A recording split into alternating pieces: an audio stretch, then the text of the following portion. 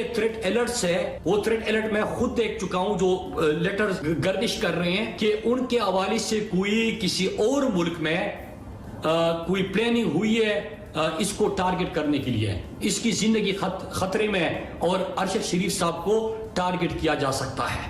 अब यहाँ पे भी सवाल जन्म लेता है कि किसी और मुल्क का क्या ताल्लुक, उसने तो प्रोग्राम किसी और हवाले से किए हैं। ये इत्तलात आ रही है और ये खबरें गर्दिश कर रही है कि किसी को हायर किया गया है, और किसने हायर किया है अब ये सवाल मौजूद है। किसी और मुल्क में अरशद शरीफ को टारगेट बनाने के लिए पाकिस्तान से किसी ने किसी को हायर किया है। ये बहुत खतरनाक बात है। इमरान खान के लॉन्ग मार्च के अंदर खून नजर आ रहा है और जनाजे उठेंगे, इससे बड़ा बदखा कोई और हो नहीं सकता। अपने दोस्त जिसे वो करार देता है उसके घर जाने की बजाय प्रेस कॉन्फ्रेंस में आके ये सारी बातचीत करना उसने शुरू की है, तो तुम्हारी दोस्ती किस तरह की है? जो पूरी स्क्रिप्टेड प्रेस कॉन्फ्रेंस जो थी उसका नाम हमने रखा है लेजेंड्स ऑफ फैसल वाडा। ये लेजेंड्स ऑफ फैसल वाडा, इसका जो डायरेक्टर था, इसका जो प्रोड्यूसर था, इसका जो राइटर था, वो इस वक्त अपने सर खुजा रहे हैं। अरशद शरीफ को साजिशियों ने डराया, बताया, मजबूर किया, और वो शख्सियतें जिनको बिलीव करना बनता है, और उसको यहां से निकाल दिया गया। जब निकाल दिया गया तो वो दुबई पहुंचा। स्टैब्लिशमेंट ने या किसी नामालूम इदारे ने दुबई से निकलवाने के लिए उसके ऊपर प्रेशर डाला और दुबई हुकूमत ने उसको निकाल दिया। ये भी बिल्कुल बेबुनियाद और झूठी बात है। जब वीज़ा नहीं ख़त्म हो गया तो उसको वो दुबई छोड़ना पड़ा। लंदन की डायवर्जन बताई गई कि वो लंदन चले गए हैं, वो लंदन भी नहीं गए थे। फिर उस शख्स ने जिस पे वो भरोसा कर रहा था, जो ये मंसूबाबंदी कर रहा था, जो ये साजिश कर रहा था, जिसको कह कह के थक गया हूं, मैं मर गया हूं, आस्तीनों के सांपों के बारे में बता चुका हूं, अपने चेयरमैन एक्स वजीर आज़म इमरान खान साहब को बता चुका हूं कि ये जो साजिश रचाई जा रही है, उस साजिश के ताने बाने और साजिश की जो बेनिफिट्स हैं वो और मकासद कुछ और हैं। सबको उल्टी पटरी में चढ़ा दिया गया है। और इमरान खान साहब जो मार्च पुरअमन करने जा रहे हैं, मुझे इस मार्च के अंदर खून ही खून, मौत ही मौत और जनाजे ही जनाजे नजर आ रहे हैं। अरशद शरीफ, इसको जब धमकियां आई, नामालूम नंबरों से धमकियां आई कि ये ना कहो, सच ना बोलो, ये जो रजीम चेंज हुई है, वो जब इसको एक्सपोज करना शुरू किया, उसके ऊपर धमकियां आई, डराया गया।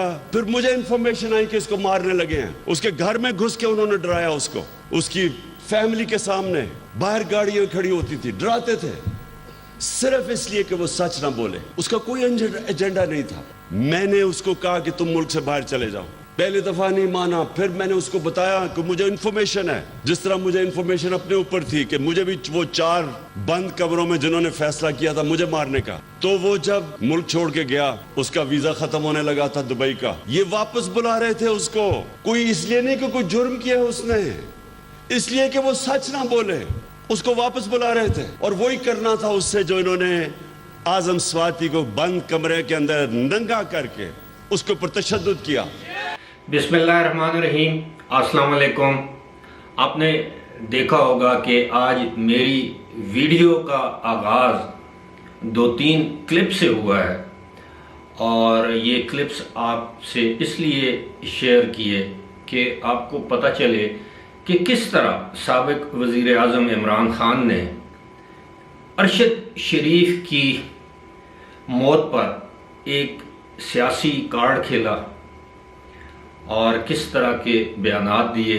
बिल्कुल उसी तरह जब उनकी हुकूमत ख़त्म हुई थी तो एक साइफ़र का उन्होंने बयानिया बनाया, एक साजिशी बयानिया बनाया और रजीम चेंज का बयानिया बनाया। उस हवाले से आज DGISPR और DGISI ने गैर मामूली किस्म की प्रेस कॉन्फ्रेंस की, काफ़ी तवील प्रेस कॉन्फ्रेंस थी। उसके सारे जो मामलात या सारी तफसीलात आपके सामने आ चुकी हैं। इससे पहले मैंने उस प्रेस कॉन्फ्रेंस की वीडियोस भी अपलोड की हैं, जिसमें यकीनन अब यकीन कीजिए कि कम से कम मेरी 30-31 साल जो सहाफ़ती ज़िंदगी है, मुझे इस किस्म की प्रेस कॉन्फ्रेंस देखने या सुनने का इत्तेफाक नहीं हुआ। यानी एक गैर मामूली किस्म की प्रेस कॉन्फ्रेंस थी जिसमें वाज़े तौर पर बताया गया कि इमरान खान बतौर वज़ीर आज़म क्या थे, क्या कर रहे थे।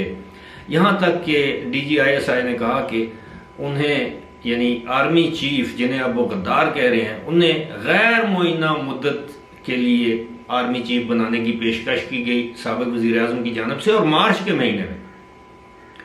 फिर उन्होंने ये भी कहा कि जब मेरा इंटरव्यू हो रहा था तो मुझसे उन्होंने पूछा यानी कि पाकिस्तान का सबसे बड़ा मसला क्या है, तो DGISI ने कहा कि मैंने कहा कि सर इकॉनमी मईशत, तो उन्होंने कहा कि नहीं, पाकिस्तान का सबसे बड़ा मसला जो है वो अपोजिशन के सियासतदान हैं। और ये जिस वज़ीर आज़म की सोच हो, फिर आप देखिए कि किस तरह DGISPR ने शवाहिद के साथ, सबूतों के साथ ये बताया कि खैबर पख्तूनख्वा हुकूमत के सरकारी प्रोटोकॉल में अरशद शरीफ पेशावर से रवाना हुए। उनकी तमाम तफसीलात उनके पास थी, अगर हुकूमत चाहती तो उनको रोक सकती थी, FIA रोक सकती थी, लेकिन ऐसा नहीं हुआ। उन्होंने बहुत से सवालात उठाए। अब फैसल वावडा की बात को आप ना माने, ये जो एजाज चौधरी जो कह रहे हैं, अब फैसल वावडा इमरान खान को अपना कायद भी कहते हैं, साथ ही साथ जब उन्होंने अब फैसल वावडा के साथ जो कुछ सोशल मीडिया पर हो रहा है वो आप देख रहे होंगे। लेकिन मामला क्या है? मामला ये है कि एक शख्स अपने इक़्तिदार की खातिर एक नहीं कई लाशों की सियासत कर सकता है, क्योंकि उसको अपना इक़्तिदार अजीज है। वो कह रहे हैं कि जनाब ये फैमिली इवेंट होगा, फन होगा, तो बुलाएं। क्या आपकी एहलिया उस लॉन्ग मार्च में शरीक होगी? क्या आपके 3 बच्चे लंदन से पाकिस्तान आके उसमें शरीक होंगे? क्या आपकी बहनें उसमें शरीक होंगी? आपकी भांजियां उसमें शरीक होंगी? नहीं। आपकी एहलिया, क्योंकि वो बापर्दा खातून है, दूसरों की खवातीन के पर्दे के हवाले से आपको कोई प्रॉब्लम नहीं है, लेकिन अपनी एहलिया को आप नहीं लाएंगे। अपनी साहिबजादी जो लंदन में है, 2 साहिबजादे हैं, उनको आप लॉन्ग मार्च में नहीं लाएंगे। लेकिन आप चाहते हैं कि लोगों के बच्चे, खुदा नखास्ता मेरे मुंह में खाक कि कोई हंगामा हो, कोई इस किस्म का मामला हो तो शहीद हों, तो लोगों के बच्चे, ताकि आपको इक़्तिदार मिल सके, ताकि आपकी सियासी दुकान चमकती रहे। आज की ये जो प्रेस कॉन्फ्रेंस हुई है, मेरा ख्याल है अगर किसी में इतनी सी भी कौमी हमीयत और गैरत या हुब्बुल वतनी है तो वो कम से कम इमरान खान की सियासत से तायब हो जाएगा। हाँ, अलबत्ता जिनके कानों, आंखों पर, ज़बान पर मुहर लग चुकी है, उनका कोई इलाज नहीं है। फिलहाल मुझे दीजिए इजाज़त। खुदा हाफिज़।